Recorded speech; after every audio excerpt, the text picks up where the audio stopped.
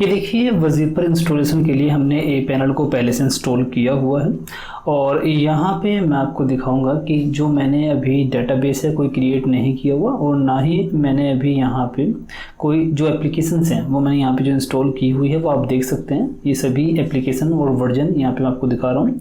और वेबसाइट की अगर बात करें तो वेबसाइट मैंने अभी यहाँ पे कोई भी ऐड नहीं की। ये मेरी फ्रंट एंड की वेबसाइट है, मेरी बैक एंड की वेबसाइट। तो हमें यहाँ पे 2 डोमेन या फिर 2 सब डोमेन की नीड रहती है। सबसे पहले हम यहाँ पे जो फ्रंट एंड है उसको सेटअप करेंगे। ठीक है, मैंने ये कॉपी कर लिया और यहाँ पे आप देखेंगे ये हमारी फाइल्स है बैक एंड की और ये डाटाबेस है और ये मेरा फ्रंट एंड की फाइल है। तो अभी हम फ्रंट एंड पे काम करेंगे। अपना जो फ्रंट एंड का डोमेन है जो यूज़र एक्सेस करेगा उसको मैं यहाँ पे ऐड करके और यहाँ पे SSL को एक्टिवेट कर देता हूँ। लेट्स इनक्रिप्ट के ऊपर क्लिक करेंगे, सिलेक्ट ऑल, अप्लाई करेंगे और कुछ टाइम यहाँ पे लगेगा और जब तक ये प्रोसेसिंग कंप्लीट होगी और उसके बाद हमारा जो SSL होगा ये यहाँ पे इंस्टॉल हो जाएगा इस डोमेन के ऊपर। ये ध्यान रखना जो डोमेन आप यहाँ पे यूज़ कर रहे हो वो डोमेन हमारे इस VPS जिस पर आप ये वजीपर सेटअप करना चाहते हो इस VPS पर आपका पॉइंट होना चाहिए। ठीक है, तभी यहाँ पे SSL भी एक्टिवेट होगा, अदरवाइज एक्टिवेट भी नहीं होगा। ठीक है, तो यहाँ पे देखिए मैंने यहाँ पे SSL को भी एक्टिवेट कर दिया है। अभी आप देखेंगे तो SSL हमारा एक्टिवेट हो चुका है।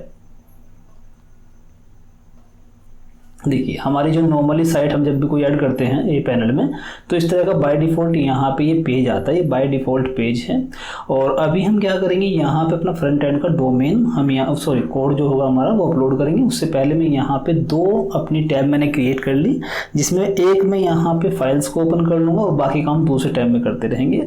ये देखिए ये मेन फोल्डर है और यहाँ पे जो डिफ़ॉल्ट फाइल आपको दिख रही है वो ये कोड था, मैं इसको डिलीट कर रहा हूँ। ठीक है, डिलीट करने के बाद अब मैं इसको रिफ्रेश करूँगा तो कोड डिलीट कर दिया तो यहाँ पे ये एरर आ गया। ठीक है, अब यहाँ पे हमें फाइल के ऊपर क्लिक करके अपना जो फ्रंट एंड का जिप फाइल है इसको यहाँ पे हम अपलोड कर देंगे। ठीक है, और सिलेक्ट करेंगे और फाइल को ड्रैग एंड ड्रॉप भी कर सकते हो या फिर सिलेक्ट भी कर सकते हो। ठीक है, तो मैंने यहाँ पे इसको ड्रैग एंड ड्रॉप कर दिया। उसके बाद कंटिन्यू अपलोड और यहाँ पे ये कुछ टाइम लेगा अपलोड होने में क्योंकि 301 MB की ये जिप फाइल है। ठीक है, तो अभी हम यहाँ पे थोड़ा वेट करेंगे जब तक ये फाइल हमारी अपलोड होती है।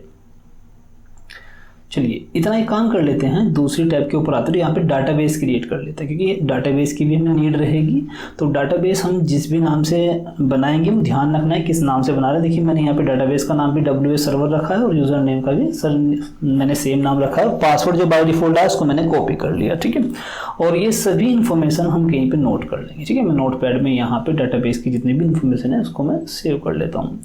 डाटाबेस और यूज़र नेम मैंने सेम रखा तो वो था मेरा WS सर्वर। यहाँ पे मैं लिख लेता हूँ WS सर्वर और पासवर्ड जो वहाँ पे डिफ़ॉल्ट आया था वो मैंने यहाँ पे कॉपी कर लिया था। ये मेरा वो पासवर्ड था। ठीक है, इन चीज़ों को नोट करने के बाद यहाँ रूट पासवर्ड के ऊपर क्लिक करेंगे, रूट पासवर्ड को कॉपी कर लेंगे।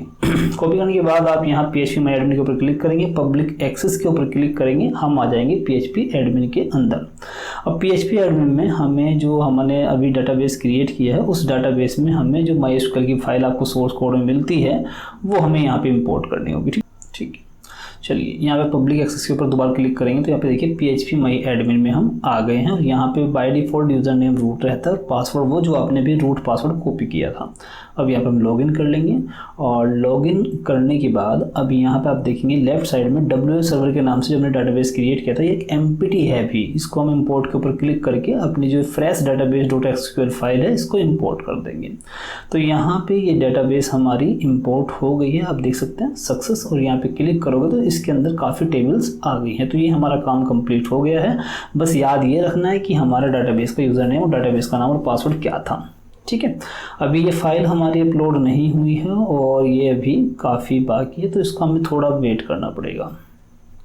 ठीक है, तो ये ध्यान ज़रूर रखना है कि आपका जो डोमेन है वो डोमेन आपके सेम VPS पर पॉइंट होने चाहिए, अदरवाइज़ यहाँ पे SSL भी इंस्टॉल नहीं होगा और आपकी साइट भी एक्टिव नहीं होगी। ठीक है, तो ये फाइल देखिए अभी अपलोड होने वाली है। ठीक है, फाइल हमारी अपलोड हो गई है, आप देख सकते हैं फ्रंट एंड के नाम से फाइल है। राइट क्लिक करके इसको अनजिप कर लेंगे। तो यहाँ पे मैंने इसको अनजिप कर दिया और इसमें कुछ टाइम थोड़ा लगेगा क्योंकि इसके अंदर काफ़ी फाइल्स रहती हैं तो यहाँ पे हमें थोड़ा वेट करना पड़ेगा।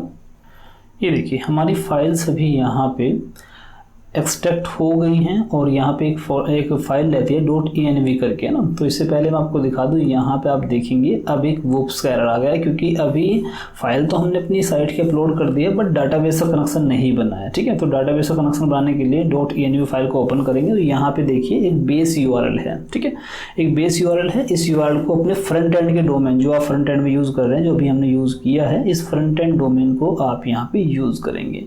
तो यहाँ से इसको कॉपी कर लीजिए और कॉपी करके वहाँ पे हम इसको पेस्ट कर, चलिए कॉपी कर लेते हैं और यहाँ पे इसको पेस्ट कर लेते हैं। ठीक है, यहाँ पे इसी तरह सेम जैसे मैं कर रहा हूँ ऐसे ही आप पेस्ट कर लीजिए। नीचे आएंगे तो डाटाबेस की डिटेल आपको मिलेगी।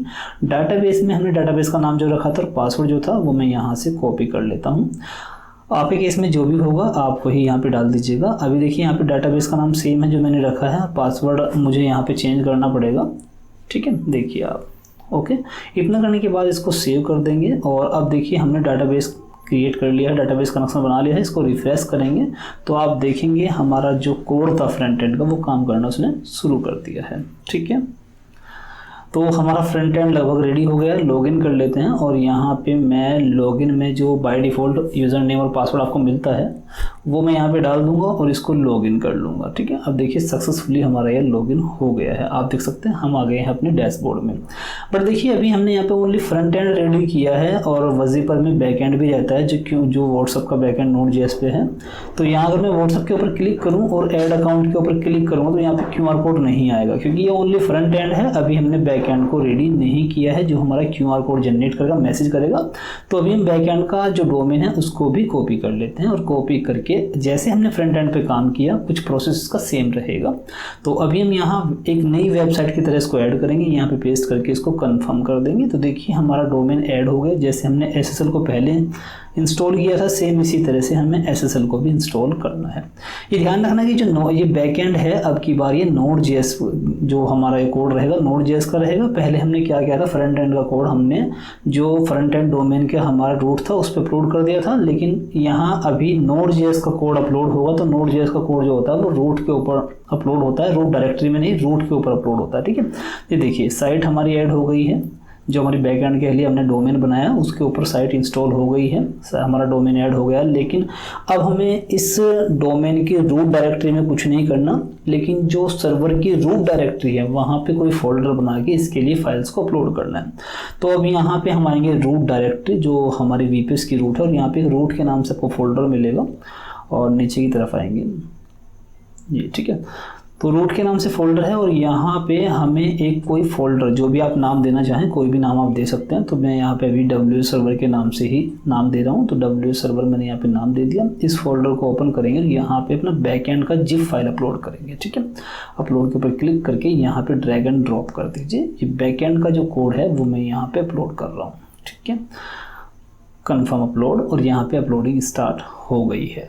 ठीक है, तो ये बैकएंड का कोड जैसे मैंने आपको बताया कि Node.js है, तो Node.js हमेशा कोई रूट डायरेक्टरी पे किसी डोमेन की रूट डायरेक्टरी पे नहीं चलेगी, वो VPS के रूट डायरेक्टरी सर्वर के रूट डायरेक्टरी में चलती है। ठीक है, तो अभी हमने इसीलिए रूट डायरेक्टरी में रूट फोल्डर के अंदर एक फोल्डर बना करके वहाँ पे इस कोड को रखा है। ठीक है,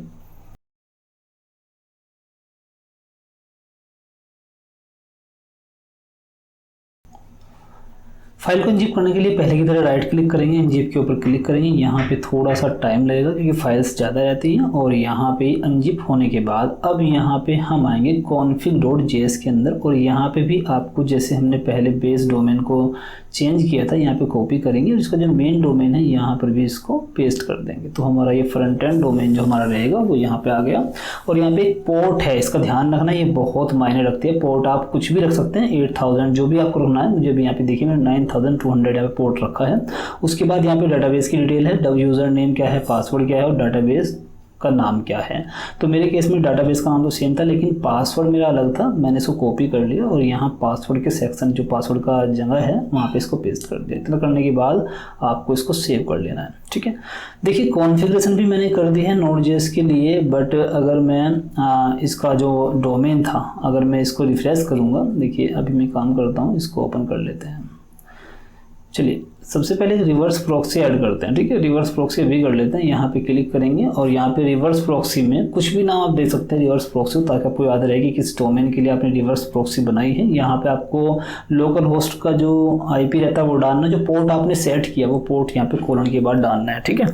तो ये मैंने डाल दिया, ठीक है। अभी देखिए हमने क्या किया, इस डोमेन को एक प्रॉक्सी पर रिडायरेक्ट कर दिया है। अगर मैं अब यहाँ पे इसको रिफ्रेश करूँगा तो आप देखेंगे, क्योंकि वो अब एक पोर्ट के ऊपर डोमेन चला गया है। रिवर्स प्रॉक्सी यही काम करती है, उसका रूट फोल्डर काम नहीं कर रहा है, अब जो डोमेन का रूट फोल्डर वो काम नहीं कर रहा, रिवर्स प्रॉक्सी उसके ऊपर लग गई है। लेकिन वहाँ पे हमने एक पोर्ट के ऊपर उसको सेट कर दिया, उस पोर्ट के ऊपर हमने जो एप्लीकेशन लगाई है वो WS सर्वर में हमारी जो Node.js की एप्लीकेशन है वजीपर की वो सेट कर दी। उसको रन करने के लिए हम टर्मिनल में आएंगे और वहाँ पे हमने रूट फोल्डर में WS सर्वर के नाम से फोल्डर बनाया था, तो हमें यहाँ पे CD करके यहाँ पे कमांड लिखनी पड़ेगी। सबसे पहले हमें उस फोल्डर में जाना पड़ेगा, ठीक है। यहाँ पे लिखता हूँ CD WS सर्वर, तो हम चले जाएंगे CD करके WS सर्वर के फोल्डर में। रूट फोल्डर में हमारा जो WS सर्वर फोल्डर था वो हमने यहाँ पे किया और उसके बाद PM2 से उसके अंदर एक app.js के नाम से फाइल है, उसको हम रन कर देंगे। तो यहाँ पे देखिए app.js फाइल मैंने PM2 से रन कर दी जो WS सर्वर के अंदर थी। अगर मैं अब इसको रिफ्रेश करूँ तो आप देखेंगे यहाँ पे Node.js